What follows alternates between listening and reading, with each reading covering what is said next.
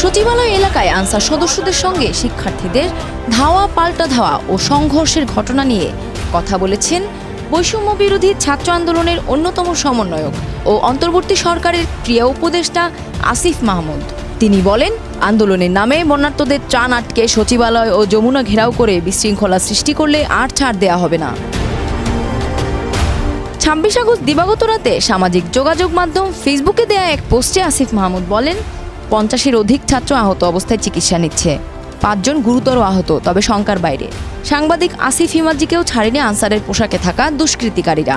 2:30টার দিকে আনসার সদস্যদের উদ্দেশ্যে সরাসরি বক্তব্য দেন নাহিদ ভাই। তাদের প্রতিনিধিদের নিয়ে বসে বাধ্যতামূলক ছুটি বাতিলের দাবিটি তাৎক্ষণিক মেনে নেন। সেখানে প্রেস ব্রিফিং করে আন্দোলন স্থগিত ঘোষণা করেন আনসার আন্দোলনের সমন্বয়করা।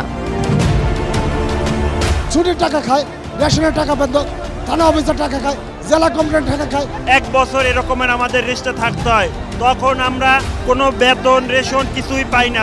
তিনি আরও জানান, সারা দেশে আন্দোলন স্থগিত করে সাধারণ আনসারদের মূল অংশটি চলে গেলেও 6টা থেকে আরেকটি অংশ সচিবালয়ের গেটগুলো অবরুদ্ধ করে রাখে এবং ভেতরে প্রবেশের চেষ্টা চালায়।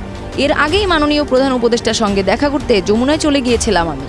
পরে জানতে পারি, গণ অভ্যুত্থানে আহতদের চিকিৎসার বিষয়ে কথা বলতে ও আনসারদের আন্দোলনের সৃষ্ট যানজটে ত্রাণবাহী ট্রাক আটকে পড়ার বিষয়ে স্বাস্থ্য ও স্বরাষ্ট্র মন্ত্রণালয়ে কথা বলতে এসে আটকা পড়েন সমন্বয়ক সার্জিস ভাই এবং হাসনাত ভাই।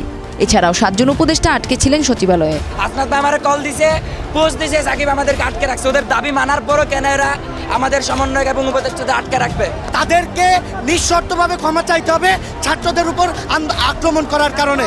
আমরা তো আসছি শান্তিপূর্ণভাবে আমাদের হাসনাত ভাই এবং সার্জিস ভাইকে নিয়ে যাওয়ার জন্য।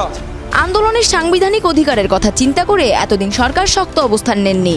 তবে আন্দোলনের নামে বন্যার্তদের ত্রাণ আটকে সচিবালয় যমুনা ঘেরাও করে বিশৃঙ্খলা সৃষ্টি করলে আর ছাড় দেয়া হবে না বলে জানান এই উপদেষ্টা। ব্যক্তি স্বার্থের দাবিতে এসে বিশৃঙ্খলা করে পরাজিত শক্তিকে সুযোগ করে দেয়া যাবে না। আন্দোলন হবে যৌক্তিক দাবিতে এবং নিয়মতান্ত্রিকভাবে। আপনাদের যদি কোনো দাবি থাকে, রাষ্ট্র আগে স্থিতিশীল অবস্থা আসুক। আপনাদের যৌক্তিক দাবি নিয়ে যে লজিক্যাল ওয়েগুলো রয়েছে সেই ওয়েতে আপনারা অ্যাপ্রোচ করুন। আর যদি সচিবালয়ের আশেপাশে এরকম কোনো নরপিশাচকে আমরা দেখি যারা রাষ্ট্র কাঠামোকে ব্যাহত করতে চাইবে, তাহলে সচিবালয়ের আশেপাশে তাদের কোনো অস্তিত্ব থাকবে না। ইতোমধ্যেই প্রায় 200 জনকে গ্রেফতার করা হয়েছে। এই ঘটনার সাথে জড়িত যত ইন্ধনদাতা আছে সকলের বিরুদ্ধে কঠোর ব্যবস্থা নেওয়া হবে বলে জানান উপদেষ্টা আসিফ মাহমুদ।